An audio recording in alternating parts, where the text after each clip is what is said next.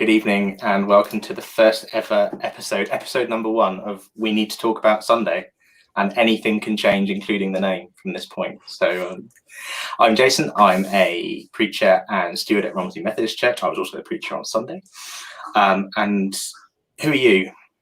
I'm Joe. I'm Joe.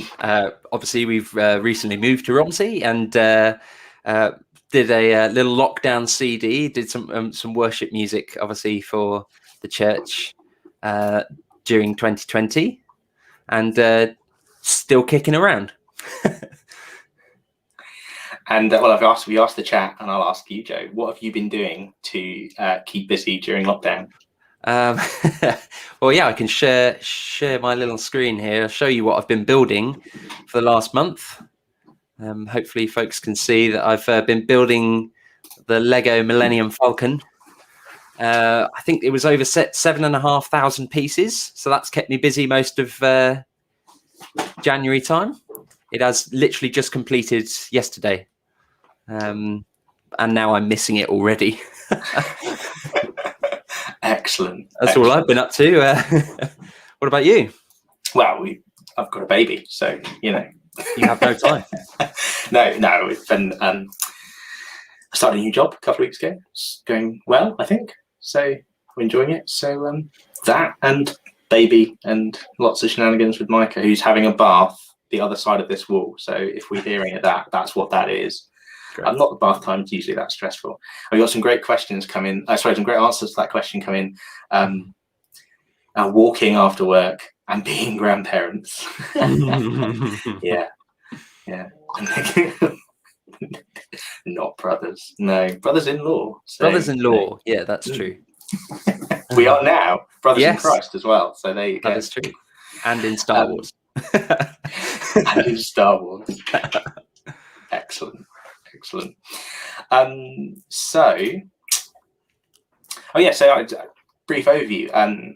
This came out of sort of us thinking about what we could be doing during lockdown that's maybe a bit different, that'd be helpful for the community of the church, and kind of certainly one of the things I've been missing. I don't know about you, Joe, but I've been missing kind of that sort of personal Bible study during lockdown. It's certainly a bit harder. And hard to kind of get it sorted over Zoom and that kind of thing. And so hopefully this is a way of kind of keeping that conversation going and open, so that other people can kind of be involved as well. So well, obviously we had met up before COVID was a thing, and we were doing some it's okay, everyone can hear him crying. Oh my God. Obviously we'd met up and we were doing a little bit of Bible study stuff together, but obviously then COVID came along. But yeah, there's a nice way of sort of just reflecting back to Sunday and actually keeping it fresh as well. I rewatched it for a second time, and that was quite refreshing to remember everything that I'd forgotten in less than a few days. So yeah, it's a great way of keeping it fresh. Yes. Yeah. And hopefully, and so the idea is, as we kind of, we'll see how often we can do it. It'd be great if we can do it every week. If we can't, we can't. We'll see what happens.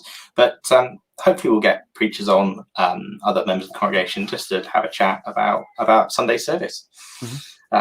And this week you're going to grill me, Joe, aren't you? And ask me some difficult questions. For anyone who's watching us right now, we have it's obviously been put together. This is our first one, so but I have also at very last minute put a lot of grueling and tricky questions towards Jason. So we'll hopefully, he's coming at this completely unprepared, apart from obviously on Sunday. So my hope is to grill you. And in that sense, do you want to talk about sort of where you're coming from in this? Sure. Yeah. Well, certainly Revelation is a bit of a new book for me. It's a book that for a long time it's just got a lot of stigma around it as being a particularly tricky book, and a book that's not particularly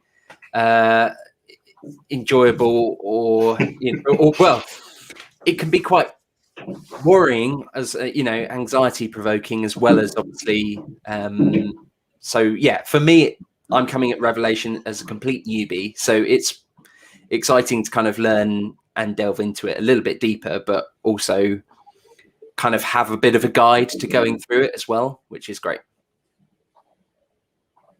Cool. So, I should probably have. I've got a running order, but it's out of order, so that's helpful. I'm gonna move that down a bit. Not that anyone can see what I'm doing, but that's what I'm gonna do. So, and that for that matter. Cool. So, should you just start asking questions? Let's do it. And we'll Yeah. start Okay. chatting and Well, see what happens. the first and obvious question, I guess, is why a vision for the future? That was the theme for Sunday, wasn't it? Basically, what are your thoughts on the passage that you were doing? So for anyone who, it was Revelation 6, 1-8, wasn't it? Yeah. Yes. So, yeah. Start with 6. So basically, give us in a nutshell your sermon. Off you go. I'll time you. In a nutshell, I'm not going to do that. But certainly, why a vision of the future? I think, as you say, Revelation is a tricky book, and it can seem, I think, like a bit of a faraway book for a lot of people. Like the assumption is that, well, it's prophecy that's talking about sort of the future, maybe the far future, and so, you know, I don't need to worry about it now, kind of thing. And it's not that kind of book. It is a book for now, and as I talked about in the sermon, it's a book that talks about past, present, and future, and sort of mentioned the idea that it's perhaps a lens through which we can think about the past, the present, and the future at the same time. So that's why it's a vision for the future ? It kind of is a nod to the fact that, well, it is, you know, it's prophecy. It's prophecy about things that I think what Revelation 5 says, what's going to take place kind of afterwards, you know, after these things, or what's going to happen next. But yeah, it's not just the future, hence the ? So yeah. So is that the sort of the takeaway message from your sermon, is that, you know, it's not just all doom and gloom for the future, but it is right now, sort of thing, or is there a bit more depth to that? Or I think so. The real challenge with this book, and I think, and Gareth, we'll see what happens next week, and we'll see what happens during Nick's service as well. The challenge with Revelation is it is quite doom and gloom, and the payoff is like at the end. And so, being kind of the preacher in the middle of the book of Revelation, you kind of think, well, where do you go with that? Like all of the good stuff, I guess, and all of the things that we want to cling on to from the book, the positive messages, are things that I know that the next preachers are going to want to cover. And so the key for me was like, okay, well, if we take this kind of chunky, kind of difficult bit in the middle, and kind of take a step back and think about, well, okay, what's the point of this text? Why is it being written the way it is, etc.? That maybe there's something we can learn, you know, about how we can connect with Revelation, how we can use it now, and how it is actually relevant to us.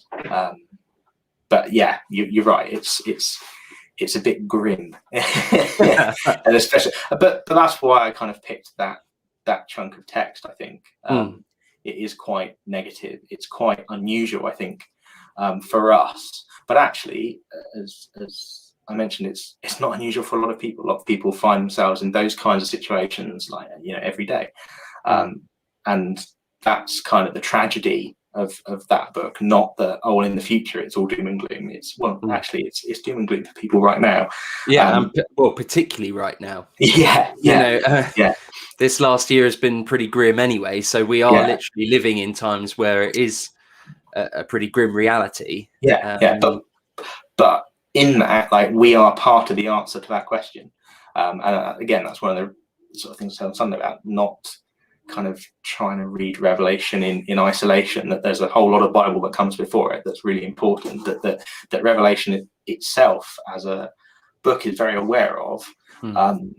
So okay, well, yeah, so this is not good, this situation.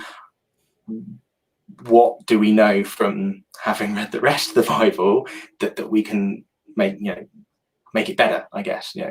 What can we, how can we bring light into that situation? Well, that kind of leads on to, I mean, you mentioned in your service that obviously Revelation should be read and interpreted alongside the rest of the Bible. It's got to be read as the final act of many books. I was just wondering if you could kind of draw a little bit more light on the parallels between Revelation and some other books. I mean, I know that you made a connection, particularly with Matthew. Maybe even just explaining that a little bit more, or how you just found that connection. Was it just study guide stuff, or? So the one from Matthew, no, that's just I'm terrible at remembering chapter and verse off the top of my head. Most people are.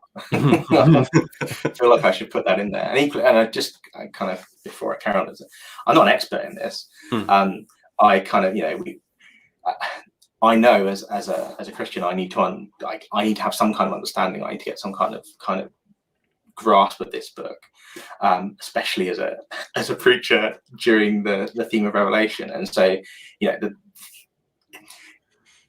I guess what I'm trying to kind of, what I want to kind of explain was that this is how I've got my head around it, and maybe that's helpful to you as someone who's just kind of, I'm not that far ahead. I've just started looking at this 2 weeks before you have, kind of thing, rather than oh yes, I know everything there is to know, and I've got all these thick books on my shelf. And no, it's not like that.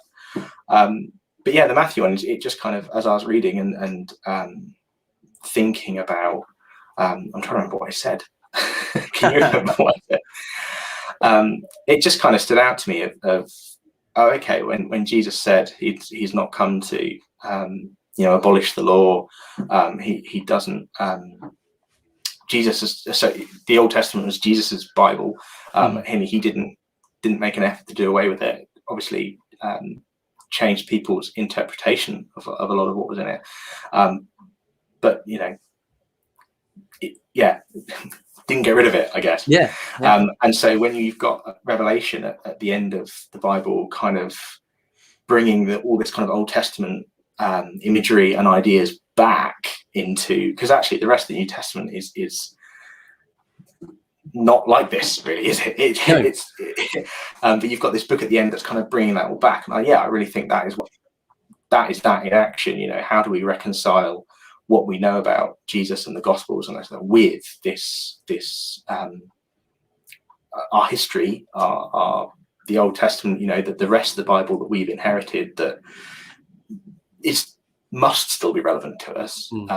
How do we then make it? I haven't even written this in our notes, Jason. I deleted it from my notes, but I had I did almost. Well, I'm going to ask the question because you've kind of led us to that point. Obviously, Revelation is a very different book in the New Testament to a lot of the rest of the New Testament. In fact, it's more like a lot of bits and pieces out of the Old Testament, in terms of the way that it's kind of just the way that it's written. But also, and it's trying to think of the right words, but basically, how can that particular book, Revelation, there's a lot in the Old Testament that is quite similar that we, as modern day Christians, would kind of, we tend to gloss over. They're the tricky subjects, a lot of laws, a lot of about slavery and things like that. And we just think they're the difficult topics. Let's not worry about that. Have you read John? And actually, Revelation is more similar to that. It delves into some sort of uncomfortable areas. So there's no quick, certainly no easy answer on that, except. I guess the thing with it is it's so easy to just kind of either ignore those bits or to almost disown them, I guess. Oh, that's not part of my theology. But it is part of our history, and we do need to own that. And if we don't think about it, if we don't wrestle with it, if we don't kind of make peace with it, what happens is the people that do have a problem with it kind of say, oh, what about this here? And well, I don't know. Mm. And then, certainly non-Christians or people that don't kind of, to whom it is, well, to be blunt, they don't like it. Mm-hmm.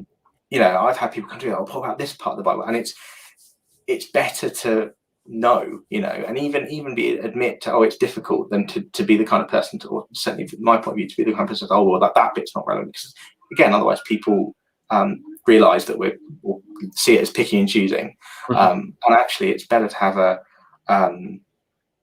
discussion, and better to know that text, even if it's text we don't like, even if it's something that we wish hadn't happened in the Old Testament, but to actually be ready and be able to discuss that, and to even discuss the difficulty with it, versus that's not, we don't think about that anymore.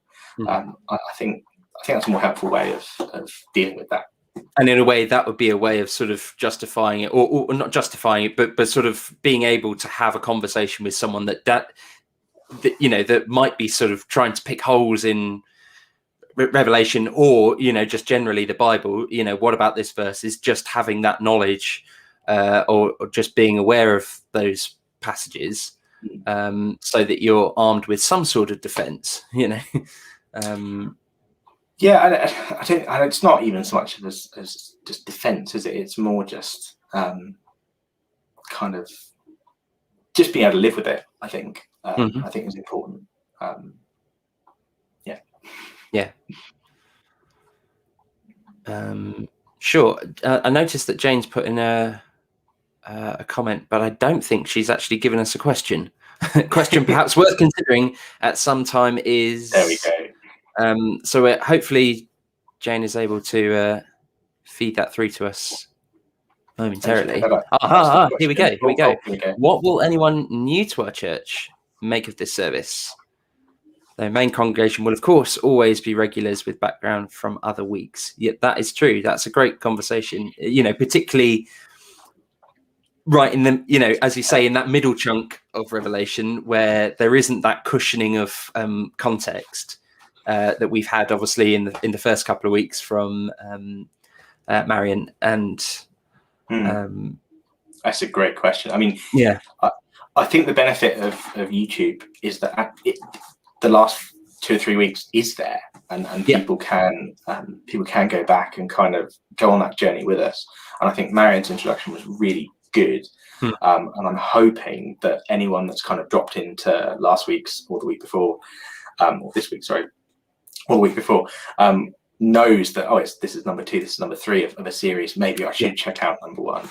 But yeah, that's a really tricky one, Jane, especially with live streaming, because we are kind of potentially always taking this out of context. But I think it's good. I think it's good that our worship is public, or can be public in this way. I think it's really nice. It's definitely been really hard technically and legally, like with music and that kind of thing, to make it happen. But I think it's worth doing.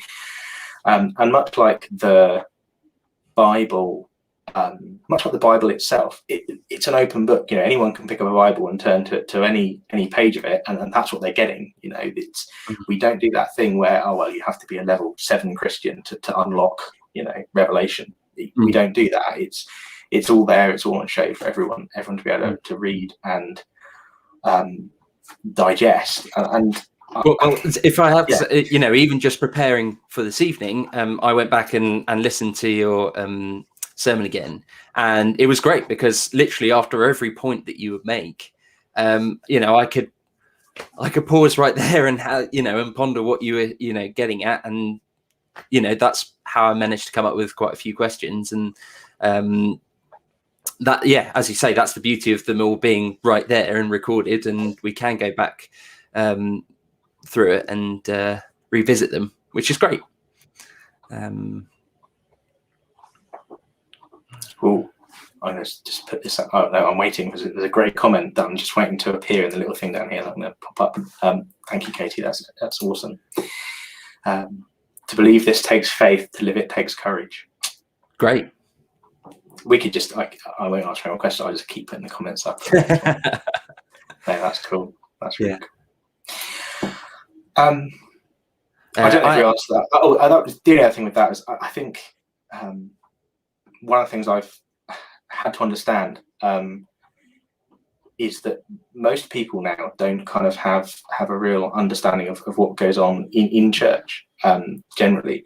I was thinking about that with watching The Simpsons, and if you can imagine that if the only kind of TV, if you've only got an idea of what church is from TV, like watching The Simpsons or something, that's not going to correlate to anything that, or not going to correlate much to the way we do things. That kind of, people can have some really interesting ideas.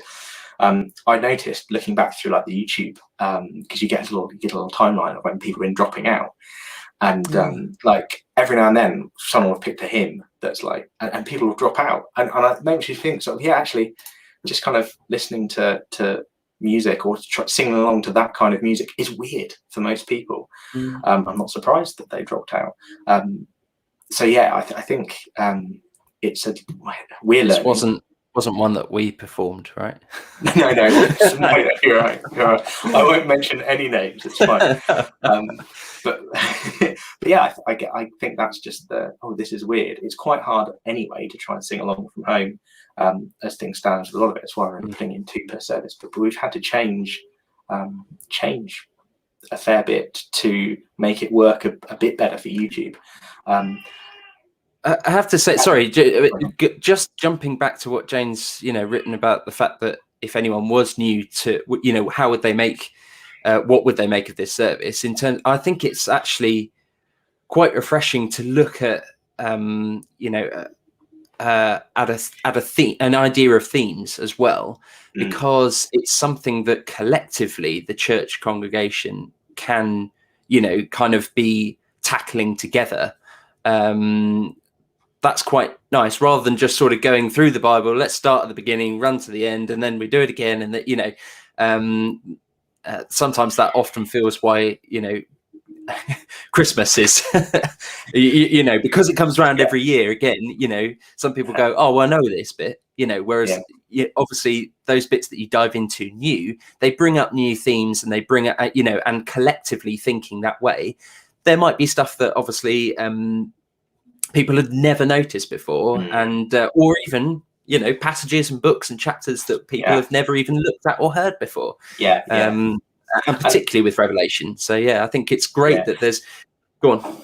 Well, as I said, that's exactly one of the takeaways from the service. Was that kind of idea of, well, actually, we come at this book together come at the Bible together as a community. We all have different takes on things. I think one of the kind of modern assumptions we make about the Bible is that when I, Jason Elkin, pick it up and read it, I should automatically be able to understand all of it. It should all be relevant to me. It should all speak to my experience. Well, that's not true.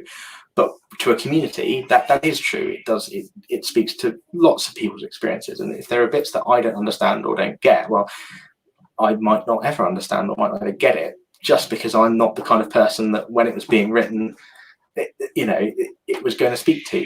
However, in a community, in a church, when you have conversations with people about this kind of stuff, you get to learn new things. Like, oh, okay, that's how that makes sense. And I think that puts really powerful. That gives the ultimate reason as to why it's important to do study groups and things like that. And just the pure fact that we're here this evening picking apart Sunday service, how many times we may have heard something on Sunday morning, and for the rest of the week it's gone from our heads, we're not thinking about it, we're not revisiting it or whatever. Actually, by making an effort to do that, how much are you unpicking as collectively as well? And it just kind of, you can kind of see things bubbling. And and that's an interesting point, because like I've to be blunt, I've not kind of got my main teaching from Sunday mornings for a long time, because I'm usually dashing around doing something. I'm behind the desk, or I'm still at the front, or I'm in Fun Day Sunday or whatever. And so I'm used to kind of having to listen to a podcast or read a book or something to do that. And now in lockdown, where what we're doing is so much more condensed, there's far fewer of these other things kind of around the edges that we're doing. I think, anything like this hopefully will help people and be good. I'm just pulling up Nick's comment there, which I've left up for a little while, but Nick pointed out, rather than following the book chapter by chapter, each week is covering the whole book by looking at a vision of something. So next week's, I believe, is a vision of Jesus. vision. I think so. I'll double check that. But so yeah, so Sunday will be a vision of Jesus, and yeah, that was intentional because we can't cover the whole of Revelation in a month. You can't cover all of Revelation properly in a year, frankly. But hopefully, it will pull out some of the key themes and some of the things to make it more helpful, and a book that people can feel that they can own and have a part of. Yeah, I think obviously by sort of reflecting on these moments, you also and this is something that hopefully we'll if we continue this and people enjoy it and want to be a part of this, I think the plan is to hopefully obviously maybe get some other preachers involved, or just get some more some guests coming in, and I think that's it's great as a collective church, isn't it? As a, you know, there's mutual understanding, there's agreement, but there's also, you know, people wrestling with, oh, I took this away from, you know, and this is how I fit. Like you say, you know, that how you ended up putting the sermon together was very much from a kind of, this is what I know, this is where I'm aiming from. Obviously it was, you know, it had biblical understanding and weight behind it, but it was, you know, it was your reaction to that chapter. Yes. And I think it's, you know, a church is a great position to be in, because people are at different, let's not say levels, but different walks of faith, you know.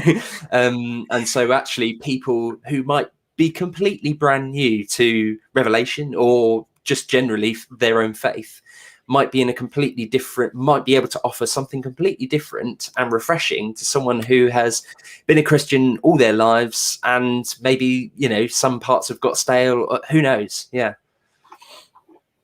On that note, I'm just going to helpful resources, because that's on my list of things. Because you said about how I put it together, and so I've got some books like hiding under the desk here that I mean I didn't read them all, but let me pull them up.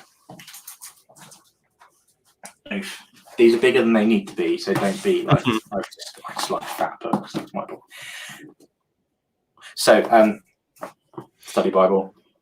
It's an okay study Bible. But I mean, so just an example, because I mentioned kind of like concordance and that kind of thing. So like you pull it up, and you know, I'm reading a chunk of Revelation, and like I'm just looking at these things like notes in the edge. See this, see this, see that. Like, that's, you know, do that.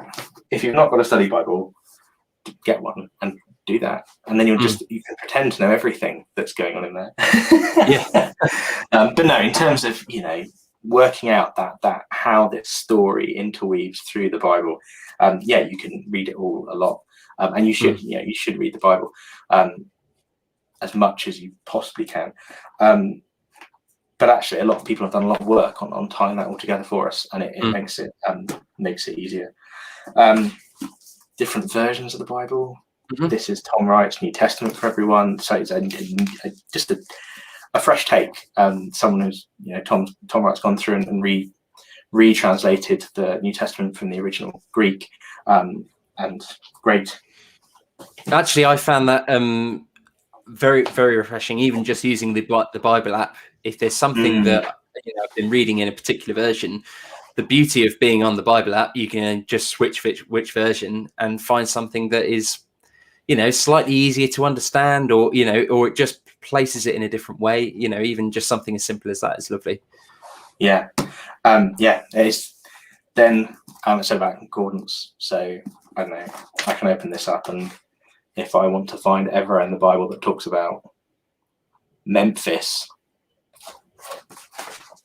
then I can. Oh, was that? Or Mercury? Or Mercy. Mercy is probably a more helpful theme to be looking through the Bible app than Memphis, but there you go.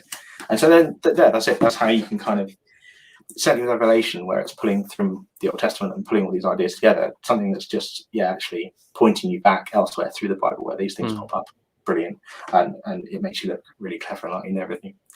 But no, in reality, but it helps you understand. It really does help you understand what's going on in that scripture, especially if you've not read the Bible all the way through 10 times, which most people haven't, and most people never will. That you can just come at a text and kind of have some helpful tools there to go, oh, okay, maybe I should read this as well next, or whatever, and try and follow it through on a thread, on a theme, or whatever. And that's it. That's my other things.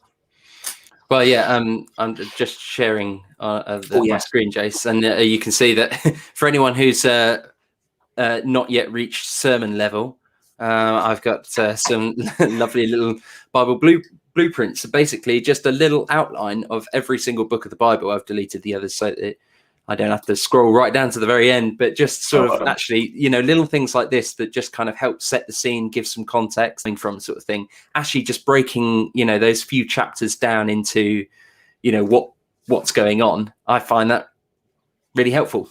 Yeah, and we already mentioned the Bible Project videos. Maybe I'll pull that up. It's BibleProject.com. It is. Can I share a screen? I did this earlier and it crashed. It's completely crashed. I thought you worked with computers. I do. Here it is. Yeah. It's a long story. So this is the BibleProject.com, which is just absolutely brilliant. They've got loads of videos on and things like how to read the Bible, like watch how to read the Bible, all that kind of stuff. Really, really great website. And I've been listening to their podcast too, which is really good and really helpful.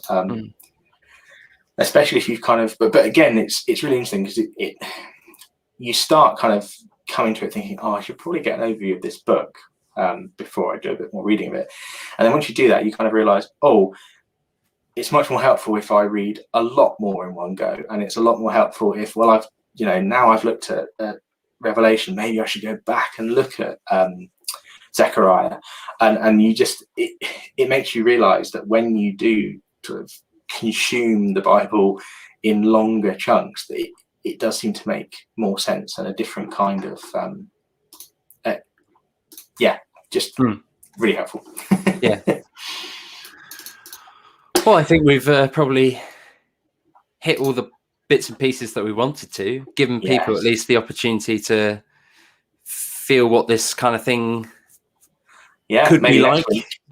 Maybe. If anything's rubbish, just put it in the comments and we'll do better next week. Yeah. Next week it won't be me talking about my service so much and waffling, so that'll make that nicer. Well, he's not waffling about stuff. Well, thanks for having me on, and I will continue to give the newbies something to latch on to.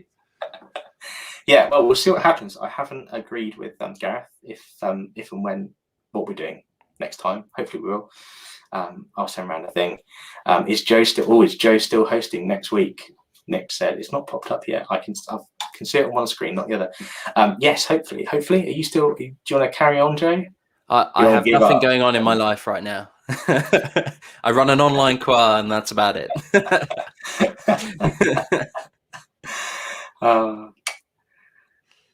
Well, yeah, great. Thanks for watching us. If people have been listening, hopefully it's been vaguely interesting.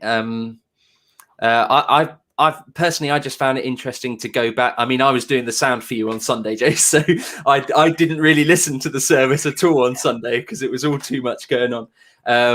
It was great to go back and just unpick some of those few things and look forward to the rest of this, the rest of Revelation.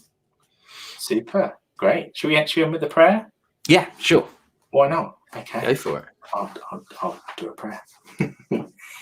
Father God, we thank you that we can talk openly and publicly about our faith and have these discussions. We thank you for the technology that enables us to do this.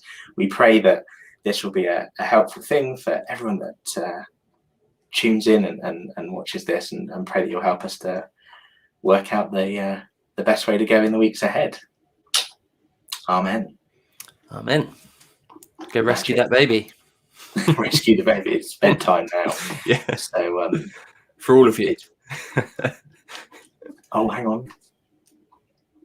I think I can hear the white noise. I think I've missed bedtime. Oh no, go now, go now.